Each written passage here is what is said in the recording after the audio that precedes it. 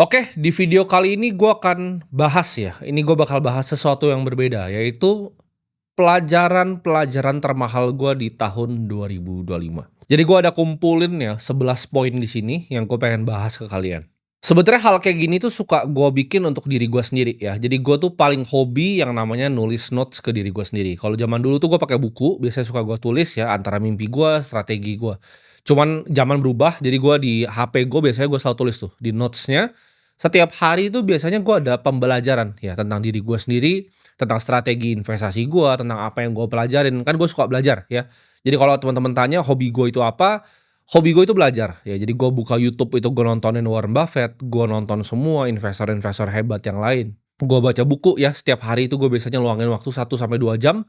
Tapi gue nggak cuma sekedar baca ya, tapi gue juga suka simpulin kira-kira hal-hal apa nih yang gue dapetin dari situ. Dan gue rasa ini adalah rangkuman supaya kalian bisa belajar nih dari pengalaman gue, karena dari 2025 ini tahun yang paling merubah hidup gue gitu. Ini tahun dimana gue paling banyak belajar, dan gue rasa dari ratusan ya, bahkan mungkin sampai 400 poin yang gue catat di notes gue, ini gue simpulin ke 11 yang paling penting, dan menurut gue ini akan jadi sangat bermanfaat untuk kalian semua ketika kalian benar-benar mengerti gitu maksud dari gue ini apa. Jadi kalian bisa belajar dari pengalaman gue, kalian bisa belajar dari poin-poin gue supaya kalian bisa jadi orang yang lebih bijaksana. Pelajaran pertama ya yang gue pengen share ini mahal di hidup gue, karena gue belajarnya sangat-sangat lama, bahkan gue nggak pernah bener-bener mengerti sampai tahun 2025, yaitu untuk keep things simple ya. Jadi pelajaran yang gue petik, ini pelajaran pertama yang gue petik, adalah ketika lu melakukan sesuatu, ya. Manusia itu melakukan sesuatu, mereka suka yang kompleks. Mereka meribetkan segala sesuatu. Ini nggak cuman di investasi, ini nggak cuman di bisnis, ini juga nggak cuman di hidup. Ketika gue belajar tentang simplifikasi ini, hidup gue berubah total, gitu. Banyak mungkin yang ngelihat gue, oke, Timothy ini usahanya ada banyak, ya. Dia adalah seorang pengusaha, seorang investor. Usahanya banyak sekali. Cuman kalau misalnya gue bisa ulang balik waktu, gue akan cuma punya satu usaha. Ini sebenarnya gue udah paham dari lama, tapi gue sulit sekali praktekin gitu. Karena ketika lu di level tertentu, ya kan, kalian teman-teman ini yang nonton video gue itu, kalian bakal naik nih ya dari jenjang level kehidupan. Dari pelan-pelan tadinya kalian punya duit 10 juta, 100 juta, 1 miliar. Kalian akan ngalamin di mana banyak sekali nanti tawaran ya dari orang A, dari teman B, dari teman C. Tapi lu harus bisa keep things simple gitu loh. Satu bisnis gitu kan. Investasi yang nggak lebih dari 3, teman dekat juga nggak lebih dari 3. Waktunya diprioritaskan kemana nih, ya? Antara ke teman kah? Ke keluarga kah? Kemana? Kadang kita tuh nggak perlu bikin banyak sekali keputusan, ya, dalam 1 tahun. Ini kesalahan yang banyak sekali orang bikin, ya. Setahun mereka bikin keputusan yang banyak sekali. Padahal cukup 1 sampai 2 keputusan aja setahun, hidup lu tuh bisa berubah. Jadi orang lebih banyak say no gitu, ketika ditawarin ini enggak, ini enggak, ini enggak. Karena ketika lu baru mulai awal karir, ya, distraksi itu di mana-mana. Lo harus bisa simplifikasi. Oke, hari ini apa sih yang mau gue lakukan? Apa hal-hal yang mau gue eksekusi? Apa strategi yang gue mau eksekusi? Nggak perlu ribet-ribet, ya. Lo nggak perlu punya rencana ke depan. Ini gue pernah belajar dari salah satu portofolionya Warren Buffett, yaitu Nebraska Furniture Mart, ya. Jadi ini ada orang, udah tua sekali, perempuan, dia bikin satu toko furniture. Ditanya sama Warren Buffett, "Strategi bisnis lo tuh apa?" Dia jawab sangat sederhana, jual furniture semurah-murahnya dan jujur sama customer. Udah, strategi cuma 2, simple tapi jadi besar sekali, luar biasa. Jadi dari segi bisnis gua ya, dari segi investasi gua itu gua bener-bener pilih, mana yang simple, mana yang mau gua fokuskan, mana yang gua pilah. Dan eksekusi layernya itu gua sederhanain gitu. Dari dulu kan gua orangnya suka so ribet, ketika gua umur 19 tahun gua nggak ngerti manajemen, karyawan gua 130. Dengan load yang sama sekarang 15 orang itu bisa kerjain kerjaan 130 orang. Kenapa? Karena lebih simple, lebih nggak ada birokrasi. Karena gue percaya bahwa output ya dari jumlah karyawan itu nggak sama dengan kebanyakan karyawan atau sedikit. Karena ada perusahaan seperti Telegram yang karyawannya di bawah 30, multi-billion dollar company gitu loh. Gue nggak percaya di situ banyaknya karyawan sama dengan kehebatan bisnis gitu. Pelajaran kedua yang gue ambil di 2025, ya, ini sebenarnya gue ambil dari film ya, atau novel dari Dune, karyanya Frank Herbert, yaitu Fear is not real, ya. Fear is the mind killer, itu gue belajar. ketakutan tuh nggak ada yang pernah real. Ketika lu teman-teman semua mau mulai sesuatu ya, kalian takut, itu nggak ada yang real gitu. Keluarga kalian takut ngomongin apa, itu cuman ada di kepala kalian. Kalian yang ngerasa ketika, "Oh, gue mau mulai usaha nih, gue mau mulai berinvestasi," tapi gue diejek sama teman-teman, gue diejek nonton edukasi sama orang lain. Orang tuh nggak ada yang pernah peduli sama lu, ya. Lu tuh ada di spotlight bias ketika lu ngerasa dunia itu berputar di lu padahal nggak ada yang pernah peduli. Ketika lu jalan di mall tuh nggak ada yang pernah peduli sama lu. Jadi gue kasih tau bahwa ketakutan tuh nggak nyata. Buat apa ya lu takutin masa depan atas sesuatu yang lu nggak akan pernah bisa kontrol. Yang ada tuh hanya kenyataan yang ada di depan mata lu ini. Ya, di detik ini kenyataan tuh yang ada. Ketakutan di masa depan tuh nggak ada. Ketakutan di masa lalu tuh juga nggak ada. Yang kita bisa kontrol tuh cuman satu, ya dunia luar kita nggak bisa kontrol. Yang kita bisa kontrol adalah pikiran kita. Kita mau maju atau kita nggak mau maju. Dan gue belajar tahun 2025, ya kan gue hidup di mana gue itu nggak pernah pengen gagal. Gue orangnya sangat kompetitif ya. Ternyata nggak ada yang masalah. Ternyata gagal itu bahkan nggak semenakutkan itu. Ya, ketika kalian bikin sesuatu terus gagal itu nggak semenakutkan itu. Ketika awal-awal gue di karir gue takut gagal gitu. Tapi gue pernah bikin startup ya, dipuja satu Indonesia, sampai masuk penghargaan di luar negeri segala macam. Ya mau diinvest sama salah satu venture capital paling besar di dunia, investornya Apple. Umur 19 tahun orang bilang semuanya golden boy, lalu hancur ya, semuanya hancur dan gue rasa ya not so bad gitu kegagalan. Gue bisa belajar banyak dari hal itu dan gue bisa lompat lebih jauh. Jadi 3 langkah mundur untuk 30 langkah ke depan itu nggak masalah. Gue selalu takut gitu kan, gimana kalau misalnya tahun ini investasi gue portofolio nggak bertumbuh gitu kan, gue punya target gue pengen bikin dana abadi, gimana kalau ini nggak tercapai. Tapi setelah gue pikir-pikir, nggak semua faktor gitu bisa kita kontrol. Semua itu ada waktunya ya. Fear is not real, ketakutan gak nyata, yang penting kita berani untuk maju. Pelajaran ketiga ya yang gue dapat adalah nggak apa-apa untuk ketinggalan sesuatu. Ya. Memang kadang ada bus yang ketika lu ketinggalan tuh, wah anjing bisnya ninggalin gue nih. Kadang lu ngerasa iri ya karena dunia ini tuh nggak digerakin sama yang namanya keserakahan. Dunia ini semuanya berputar itu di iri hati ya. Envy itu lebih kuat dibanding greed. Greed itu adalah keserakahan. Kenapa negara itu perang? Kenapa terjadi segala sesuatu di dunia ini? Karena manusia itu iri hati dengan manusia yang lain. Ya. Kenapa terjadinya demo? Kenapa terjadi semua hal itu bisa dijelaskan karena iri hati. Di sini gue belajar tahun ini bahwa nggak apa-apa untuk ketinggalan. Ketika gue ngobrol sama teman-teman gue, mungkin yang di luar negeri ya, mereka banyak yang catch artificial intelligence punya kenaikan. Gue pernah duduk ya di meja ini ya, seberang gue adalah partner gue, kita ngobrol bahwa oke 2025 ini kayaknya AI ini eksponensial. Karena kita ikutin tuh dari GPT awal ya, dari beta gue, pemakai gue nomor 10 mungkin ya. Nomor 10 orang pertama yang pakai ChatGPT di Indonesia. Gue lihat perkembangannya antara chatbot yang semi-semi rusak ya 3,5 sampai sekarang 5,2 itu luar biasa. Ketika awal yang gue lihat di tahun 2025 awal aja, itu udah luar biasa jauh dibanding yang tahun 2022 akhir. Di situ gue percaya oke, AI ini akan super cycle. Kita ngomong ke semua orang, kita ngomong ke diri kita sendiri bahwa AI akan super cycle.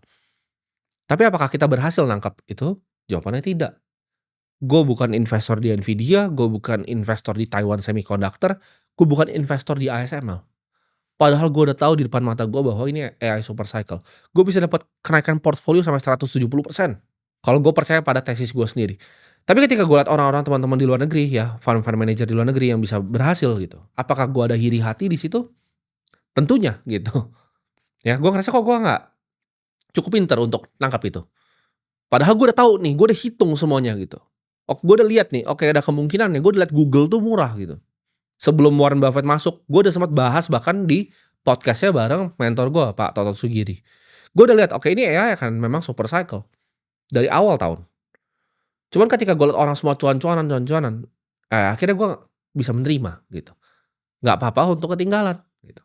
Di situ gue belajar untuk oke, ya orang lain untung, nggak apa-apa ya. Karena ketika kita timbul iri hati, nanti mau mengejar begitu yang udah tinggi, atau mau menggunakan derivatif, mau menggunakan leverage, untuk mendapatkan hasil yang sama, menggunakan strategi yang lebih beresiko lagi seperti options dan lain-lain, percuma gitu. Jadi iri hati untuk orang yang cuman sedikit lebih kaya dari kita, itu menurut gua musuh ya di kehidupan.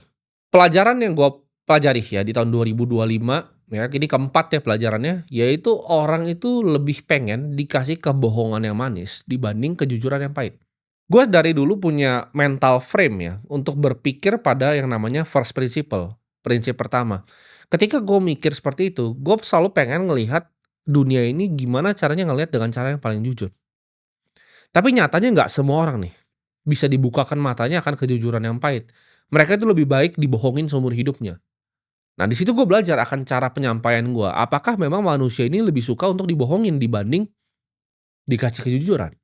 Gue sempat bilang ya, kalau misalnya AI itu akan ubah semuanya, dalam 20 tahun lagi itu manusia mungkin nggak punya kerjaan, akan semuanya digantikan oleh AI dan robotics. Ini bukan gue yang ngomong, ini Elon Musk yang ngomong, Vinod Khosla yang ngomong, semua orang-orang terhebat di dunia yang ngomong, ya. Bahwa AI dan robotics akan gantiin semua pekerjaan kalian, karena udah kelihatan di Cina aja sudah seperti itu, gitu. Lu mau denial atau enggak, tapi orang lebih suka dibohongin seperti ini, "Oh tenang saja, AI itu hanyalah tools." Itu buat orang yang pakai AI itu cuman ChatGPT gitu, cuman buat jadi chatbot. Karena dia orang-orang goblok nggak gitu ngerti cara kerjanya seperti apa. Mereka bukan tipikal orang yang kayak gua, yang kita bikin agentic AI kita sendiri gitu. Kita training modal kita sendiri, kita tahu kapasitasnya itu sampai mana. Kalau lu cuma jadiin teman nge-chat gitu, lo ya memang keterbatasan intelektual memang goblok gitu. Tapi kalau lu ngerti cara nge-training AI, ya modelnya AI, lu bikin agentic AI sendiri untuk melakukan task-task lu akan tahu bahwa manusia itu nggak ada gunanya lagi gitu. Tapi ini kan bukan berarti ini apa yang gua mau. Sama seperti Elon Musk bilang bahwa dunia ini akan dirubah dengan robotics, ini bukan sesuatu yang dia mau. Ini sesuatu yang dia lihat, sama. Gue bilang kayak gini ke kalian, "Oke, lu harus jadi kaya sekarang karena nanti lu nggak dibutuhin lagi loh sebagai manusia." Itu bukan berarti gue mau hal itu terjadi, itu kejujuran yang gue lihat. Apa yang gue mau terjadi dengan apa yang gue lihat ya dua hal yang berbeda dong. Yang gue mau terjadi dunia ini utopian gitu kan. Semua gedung-gedungnya bagus, semua orang pintar, tapi kan nyatanya enggak. Dunia ini cuma digerakin oleh segelintir orang gitu. Kebanyakan orang di dunia ini tuh bego. Nah, tapi itu kejujuran yang nggak banyak orang mau telan gitu. Bahwa manusia itu memang mungkin diciptakan berbeda gitu. Kapasitasnya ada yang lebih tinggi, ada yang lebih pendek. Itu kenapa ada yang jadi pemimpin, ada yang jadi pengikut. Tapi ini kan kejujuran yang di dunia ini nggak mau orang dengar, ya. Mungkin sangat tabu untuk dibilang bahwa manusia diciptain udah dari lahir udah beda gitu. Tapi itu yang gue belajar ya, sifat manusia sangat unik. Ternyata mereka lebih suka dibohongin dibanding kejujuran. Tapi di sini gue akan bikin stand gue, karena value hidup gue adalah kejujuran. Gue lakukan semuanya dengan kejujuran. Jadi walaupun lu pada sukanya dibohongin ya sama semua orang di sini, gue kan jadi satu-satunya gitu, orang yang jujur. Gue akan bilang yang gue lihat tuh apa, seapa adanya gitu. Karena itu adalah value yang gue tanam dan itu value hidup gue. Pelajaran kelima yang gue ambil ya, ini penting ya, sulit untuk melakukan sesuatu yang bosan berulang-ulang. Mulai bisnis baru, mulai hal baru itu selalu exciting ya, selalu semangat. Lu kalau mau buka bisnis baru tuh semangat, lu mikir konsepnya, mikir hiring awalnya segala macam. Cuman kadang bikin bisnis baru tuh bukan hal yang paling ideal dan optimal gitu loh. Ada kalanya sesuatu yang memang repetitif, itu ketika lu lakukan, lu akan achieve yang namanya mastery ya, keahlian. Gue itu kadang suka iri ya, gue bahkan kalian kan suka tanya, gue tuh apa sih yang gue iri? Gue tuh iri sama beberapa chef. Kalian mungkin bingung sini. Kalau kalian tanya aktivitas gue tuh kalau udah nyantai itu ngapain? Ya misalnya gue lagi malam, gue lagi makan, apa sih yang gue nonton? Gue tuh suka nonton ya, mungkin Michelin 3 star chef gitu, di sushi, di omakase di Jepang. Gue suka ngeliat mereka gimana mereka itu udah kerja selama 45 tahun, udah tua gitu ya. Tapi setiap hari mereka selalu coba cari sedikit aja hal yang mereka bisa improve dari seninya mereka. Di situ gue iri, kok gue nggak punya dedikasi terhadap sesuatu seperti itu gitu. Gue masih ngerasa gue tuh scattered, gue masih ngeliatnya banyak hal. Mereka itu cuma datang ya, mereka prepping dari mungkin jam 8 pagi gitu. Gue bisa melihat passion-nya gitu, bahkan ketika gue datang ke restoran-restoran seperti itu, ketika misalnya mereka bikin sashimi dari ikan hiu gitu kan. Mereka akan tunjukin, "Oh ini farm shark-nya nih, kayak gini. Ini farm wasabinya." Mereka tunjukin di handphone, karena begitu passionate mereka terhadap bidang yang mereka geluti. Ya, jadi gue punya iri terhadap orang-orang yang seperti itu. Mereka bisa melakukan sesuatu yang sangat repetitif, sangat bosen. Mereka itu bikin makan orang tuh jam 5 sore, ya, jam 5 sore, jam 7 malam biasanya. Paling cuman 1 atau 2 kali ya. Service cuman 16 orang, 32 orang paling. Mereka prepping dari jam 8 pagi, siapin semuanya gitu kan. Bisa lakukan gitu setiap hari di hidupnya selama 45 tahun. Dan masih semangat, masih mau cari small improvement. Nah di situ gue iri. Pelajaran yang gue dapat adalah gimana cara kita tetap konsisten padahal udah sangat membosankan.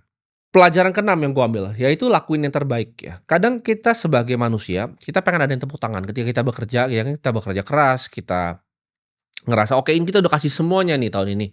Kita pengen ada yang tepuk tangan di samping, gue "Hebat sekali kamu Timothy, udah kerja sangat keras." Tapi nyatanya dunia itu nggak seperti itu ya, nggak ada yang peduli sama lu. Nggak ada yang peduli sekeras apapun lu kerja, cuman diri lu sendiri. Tapi kenapa gue bilang kita harus jadi orang yang kerja keras? Karena satu-satunya ya, orang yang lu nggak bisa bohongin di depan cermin adalah diri lu sendiri. Ketika tahun ini ya, misalnya hasilnya nggak optimal nih ya, cuman lu ngerasa bahwa, "Oke, gue udah kasih 100% ya. Walaupun nggak ada orang yang nonton, nggak ada orang yang tepuk tangan, nggak ada yang lihat. Gue udah kasih 100% keringat dan darah gue bisa tutup tahun 2025 ini dengan bangga." Nah, itu lu bisa jujur nggak ke diri lu sendiri bahwa, "Oke, 2025 ini gue udah lakuin yang terbaik atau belum?" Ketika gue lihat balik ya, gue kilas balik, nggak ada yang bisa gue lebih peres lagi gitu dibanding diri gue. Ketika semua orang lagi liburan, gue masih kerja. Ketika nggak ada yang lihat apa pekerjaan gue lakukan gitu. Ketika gue harus bikin usaha baru, gue bikin sistem baru, ya, gue bikin sistem karyawan yang baru, nggak ada yang lihat usaha gue. Nggak ada yang tepuk tangan juga gitu. Cuman diri gue merasa bangga terhadap diri gue sendiri. Bahwa oke, tahun ini gue udah lakukan yang terbaik. Disiplin itu memang bosan, tapi penyesalan tuh lebih menyakitkan. Kalau lu ujung-ujungnya tutup tahun dengan nyesel, oke, kayaknya gue nggak lakuin yang semaksimal itu. Lu akan mendapat yang namanya penyesalan, ya. Jadi mendingan disiplin dibanding menyesal. Nah, ini juga mungkin pelajaran yang untuk orang seperti gua ya, untuk orang yang suka berpikir seperti gua, ini jadi pelajaran yang sangat sulit untuk ditelan ya, yaitu kadang di hidup ini tuh nggak perlu banyak ide. Gua itu setiap kali mau tidur selalu ada 1000 hal di kepala gua gitu. Tapi dunia ini kadang nggak butuh banyak ide sebenarnya. Mereka cuma butuh satu atau 2 ide yang kita eksekusi sampai ujungnya. Spesialisasi adalah jalan untuk sukses. Ini mau siapapun ngajarin untuk jadi generalis itu menurut gue cuma orang-orang bodoh yang IQ-nya rendah.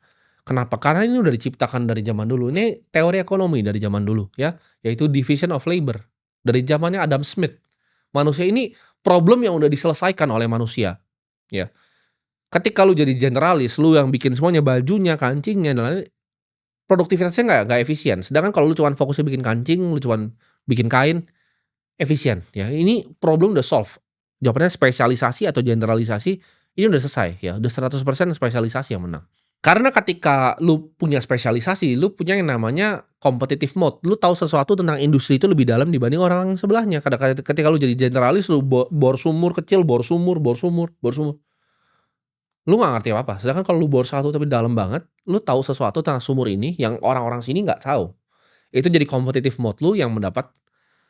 Lu bisa jadi punya yang namanya economic advantage. Eksekusi itu selalu lebih penting dari ide, ya dibanding lu punya ide kedua, ide ketiga, kenapa lu nggak eksekusi ide pertama sampai sempurna? Ketika lu misalnya punya 4 ide ya, ide A, ide B, ide C, ide D, ya. Ini 20/5% lu bagi otak lu dan waktu lu ke A, B, C, dan D, 25%. Mendingan mana? Ya idenya dibagi 4 begitu, 25% otak dan waktu lu dan kemampuan lu atau 100% di satu? Ya pasti jawabannya 100% di A. Ide A yang akan berhasil, ya. Lu nggak butuh banyak ide. Warren Buffett, Charlie Munger cuma bikin 1 sampai 2 ide per tahun, ya. Lu nggak mungkin lihat investasi banyak, cuman itu hasil dari puluhan tahun. 1 sampai 2 tahun, dia itu dibayar untuk judgement-nya, ya. Kemampuan dia untuk menilai gitu. Mana investasi gue yang mau gue taruh. Kenapa dia nilainya segitu hidupnya, ya. Berkshire dari perusahaan sebesar itu gitu. 1 triliun US dollar gitu. Ribuan billion dollar. Itu dibayar karena judgement-nya beliau akan 1 dan 2 ide setiap tahunnya. Gue belajar ini dengan cara yang salah. Kadang gue denial ya, gue pikir gue punya kemampuan lebih dari yang gue bisa ngejagel lebih banyak bola gitu. Tapi nyatanya manusia itu nggak ada yang spesial. Mereka cuma bisa jadi satu, ya. Kalau lu mau bikin Apple kayak Steve Jobs, saya bikin Apple gitu. Lu mau bikin Amazon, bikin nggak semua orang kayak Elon Musk gitu kan. Bisa bikin SpaceX, Tesla, dan lain-lain. Fokus ke satu hal dan jadilah yang terbaik di hal itu. 1 tendangan, ya kita latih 1000 kali, dibanding 1000 tendangan kita latih sekali. Pelajaran ke-8 ya yang gue dapat adalah yang lu bisa kontrol tuh hanyalah diri lu sendiri. Lu nggak bisa kontrol apapun di luar. Penderitaan, ya ini gue belajar nih, penderitaan selalu datang dari lu melawan realita. Lu harus lihat hidup itu mengalir gitu. Ketika lu lihat hidup itu mengalir, Realita yang dikasih di depan muka lu nih, ketika lu udah bikin keputusan investasi, "Oke, gue investasi ini," cuman akhirnya lu dikasih minus 20% itu. Emang lu nggak bisa kontrol, ada faktor ekonomi makro, faktor luar yang lu nggak bisa kontrol. Lu udah melakukan PR lu udah due diligence, tapi lu tetap rugi. Ya jangan dilawan realitanya, gitu. Oke, lu rugi, lu pikir, "Kenapa nih rugi? Kenapa saya salah? Apa sih yang saya lakukan mungkin salah? Apa sih hal yang mungkin saya nggak lihat?" Gitu. Karena market selalu bener, lu pasti yang salah. Ketika lu terlalu ngelawan realita, kok nggak sesuai sih sama hasilnya? Yang lu bisa kontrol tuh adalah input lu terhadap sesuatu ya. Lu bekerja, lu bisa tahu, oke, gue udah fokus, gue udah lakuin hal yang terbaik, gue udah nggak ada penyesalan, udah disiplin gue, tapi hasilnya masih nggak ada, ya hasil lu memang kadang nggak bisa kontrol. Lu nggak bisa lawan realita bahwa hasilnya memang nggak ada. Lu nggak bisa lawan realita bahwa orang tuh ada yang lebih spesial dibanding lu di hidup ini. Ada yang lebih pintar manusia di hidup ini. Ketika lu resist realita seperti itu, lu akan jadi orang yang menderita. Itu dasarnya tuh dari semua penderitaan lah, yaitu orang-orang yang melawan yang namanya realita. Ketika lu bener-bener master diri lu sendiri, ya, lu bener-bener kuasai diri lu sendiri, dunia ini akan punya nggak bisa ngapa-ngapain, ya. Dunia ini nggak bisa ngapa-ngapain terhadap diri lu. Dunia akan kehilangan kuasa terhadap diri lu ketika lu bisa nguasain diri lu sendiri. Ketika lu kerja nih, gue bilang tadi, ya lu terima aja, hasilnya apapun tuh lu terima.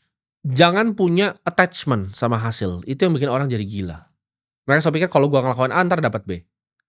Nggak juga, kadang lu ngelakuin A lu nggak dapat apa-apa, atau lu dapetnya C, dapetnya D, nggak apa-apa. Yang penting lu lakuin yang terbaik dan detach gitu dari hasilnya. Pelajaran ke-9 yang gue belajar ya, keinginan itu juga adalah akar dari penderitaan ya, desire-nya manusia. Karena keinginan tuh nggak ada habisnya. Ini gue bisa ngomong ke lu ya dari orang yang punya duit ya mungkin 0,00000039 dari dunia gitu.